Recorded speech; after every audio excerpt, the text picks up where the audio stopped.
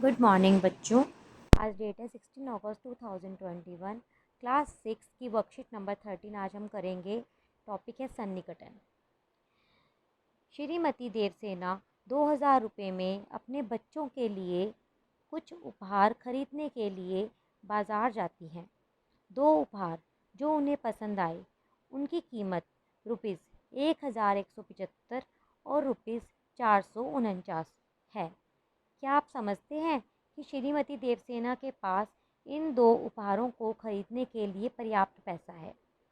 अगर हम बाज़ार में गए हैं और हमें कोई चीज़ पसंद आ गई और हम इन दोनों रकमों को जोड़ने लग जाएं तो हमें बहुत टाइम लगेगा।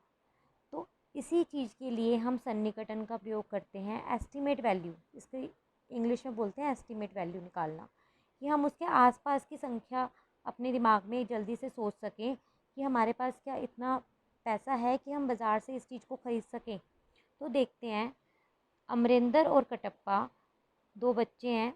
उन्होंने ये पता लगाने के लिए कि देवसेना के पास पर्याप्त पैसा है या नहीं, सन्निकटन किया है। तो देखिए बेटा, पहले उपहार जो कि 1175 का था, अमरिंदर ने उसका सैकड़े में आकलन किया। सैकड़ा यहाँ से शुरू करते हैं, इकाई दहाई सैकड़ा। जब हम सैकड़े में आकलन करते हैं तो लास्ट की 2 डिजिट देखते हैं। अगर वो हमारी 50 से कम होती है तो हमारा जो सैकड़ा होता है उसी में रह जाता है। और अगर ये 50 से ज़्यादा या 50 होती है या 50 से ज़्यादा होती है तो अगले सैकड़े में चले जाती है रकम।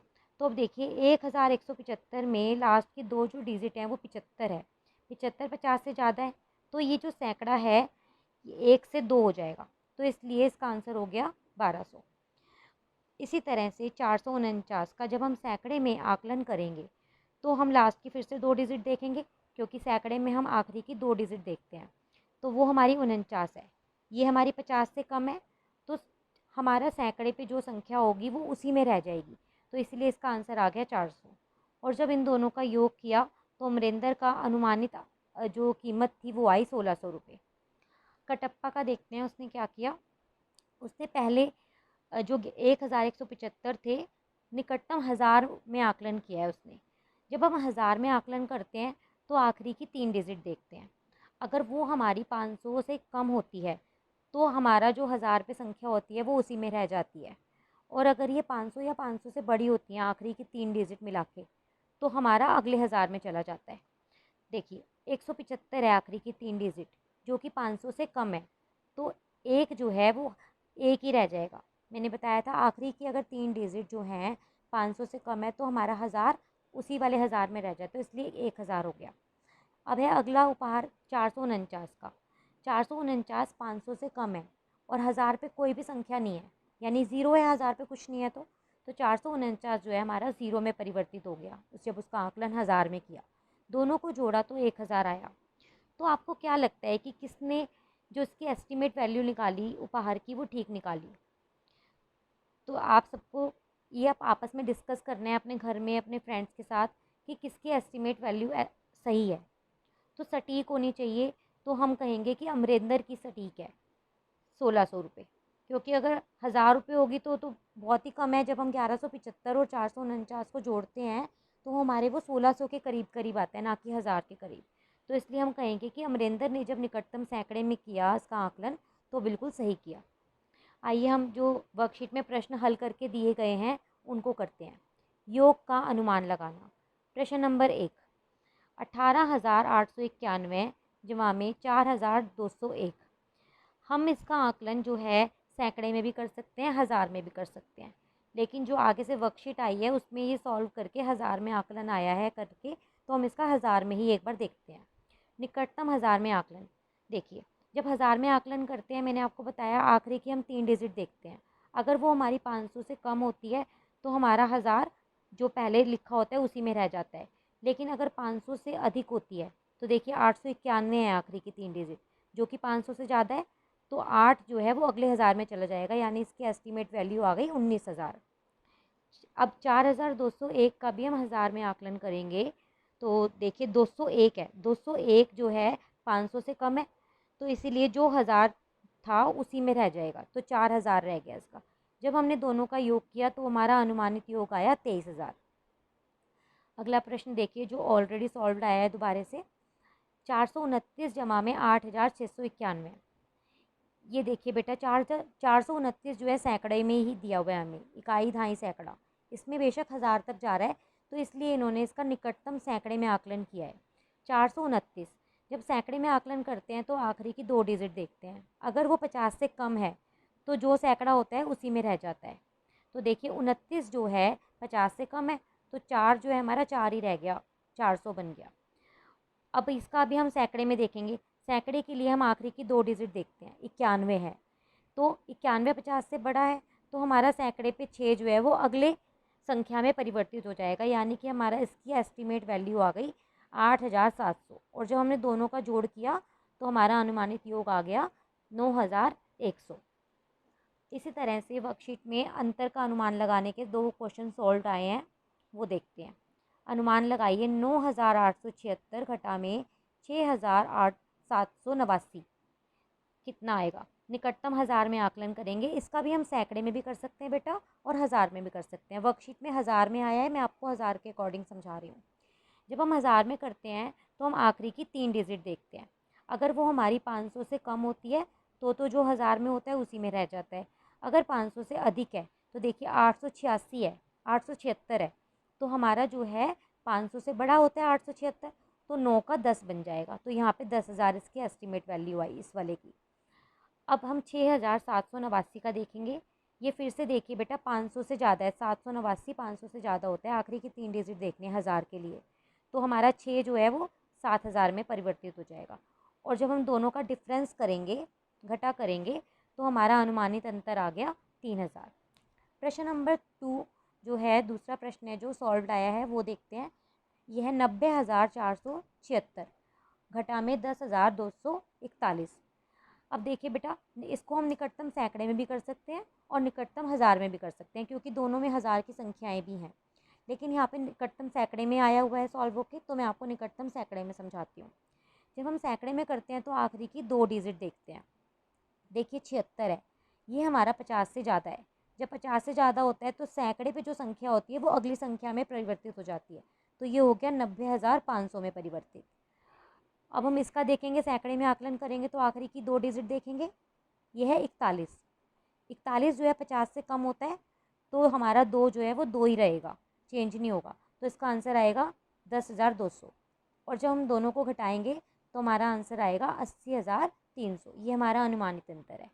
चलिए अब हमारे अनसॉल्व क्वेश्चन है कुछ, वो देखते हैं। आओ करें। अनुमानित योग ज्ञात करो। तो बेटा देखो पहला है 841 जमा में 181। सैकड़े में हैं दोनों संख्याएं इसलिए हम इसका निकटतम सैकड़े में ही आकलन करेंगे। तो आपको लिखना पड़ेगा वहाँ पर कि आप किस में आकलन कर रहे हैं। निकटतम सैकड़े में कर रहे हैं, निकटतम हज़ार में कर रहे हैं, आपको ये वहाँ पे जब हल करोगे तो लिखना पड़ेगा। या फिर आपसे क्वेश्चन में वो पूछेगा कि निकटतम सैकड़े में करो तो क्या आंसर आएगा, निकटतम हज़ार में करो तो क्या आंसर आएगा। तो देखो बेटा 841 का सैकड़े में आकलन करेंगे। मैंने आपको बताया जब सैकड़े में करते हैं तो लास्ट की 2 डिजिट देखते हैं। ये हमारी 50 से कम है, 41 जो है 50 से कम है तो हमारा जो 841 है वो 800 रह जाएगा, चेंज नहीं होगा। सैकड़े की प्लेस की डिजिट चेंज नहीं होगी। अब हम 181 में भी लास्ट की 2 डिजिट देखेंगे। ये 81 है, 81 50 से ज़्यादा होता है। 50 से ज़्यादा होता है तो सैकड़े वाली संख्या जो है अगली संख्या में परिवर्तित होकर 200 बन गई। और जब दोनों का योग करा, क्योंकि हमें अनुमानित योग निकालना है, दोनों को जोड़ा तो हमारा आंसर आ गया अनुमानित योग 1000। अगला प्रश्न देखेंगे 2400 जमा में 6891। अगर वहाँ पे आपको कह दे कि वो आप निकटतम हज़ार में करो या निकटतम सैकड़े में करो तब तो आप इसको उस हिसाब से करेंगे। अब यहाँ पे हमें कुछ बताया नहीं है, मैं इसका आपको निकटतम हज़ार में आकलन करके दिखा रही हूँ। तो आप यहाँ लिखेंगे निकटतम हज़ार में आकलन, आप यहाँ पे लिख लेना इस लाइन को।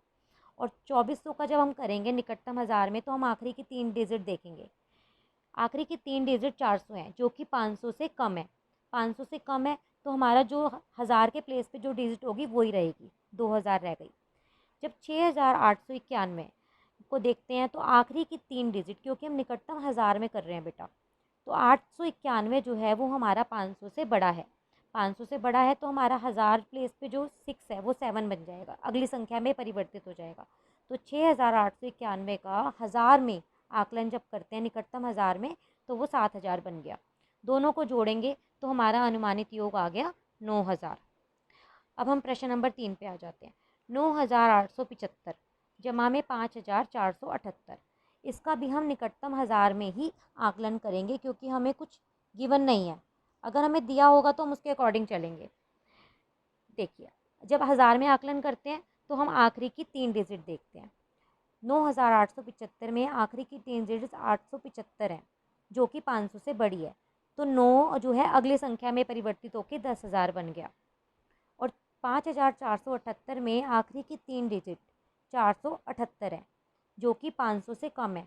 तो हज़ार के प्लेस पे जो संख्या थी वो उसी में रही, चेंज नहीं होगी, 500 से कम है क्योंकि दोनों का हमने अनुमानित योग निकाला 15,000 जोड़कर। इसी प्रकार हमारे आओ करेंगे अनुमानित अंतर वाले प्रश्न है।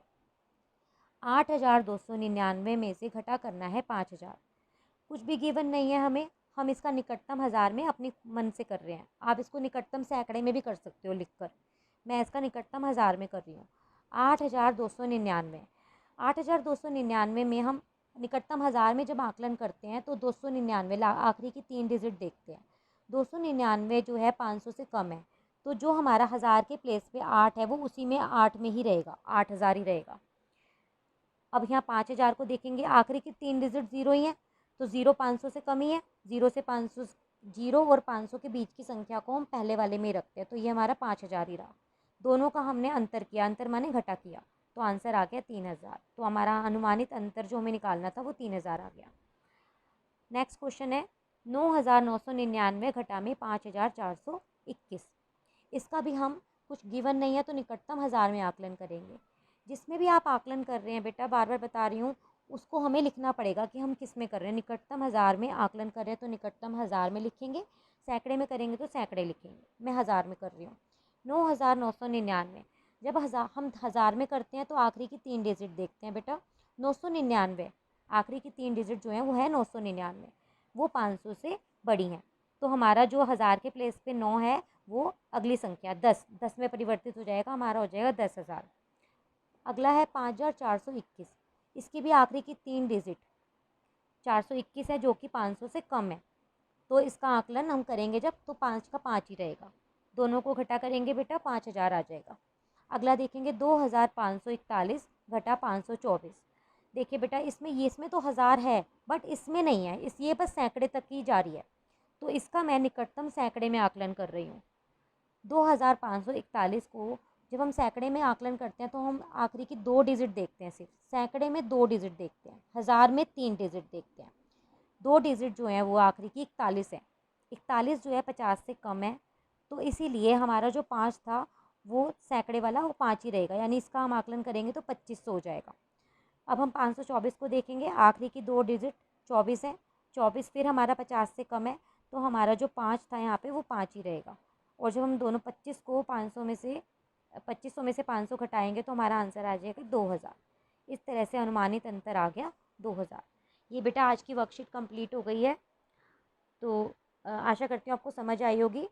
अच्छे से वीडियो को एक बार रिपीट करके भी आप देख लेना, अगर आपको कुछ प्रॉब्लम लगे। अच्छे से समझेंगे आपको अच्छे से समझ आ जाएगा बेटा, कुछ भी मुश्किल नहीं है। ओके, थैंक यू बेटा।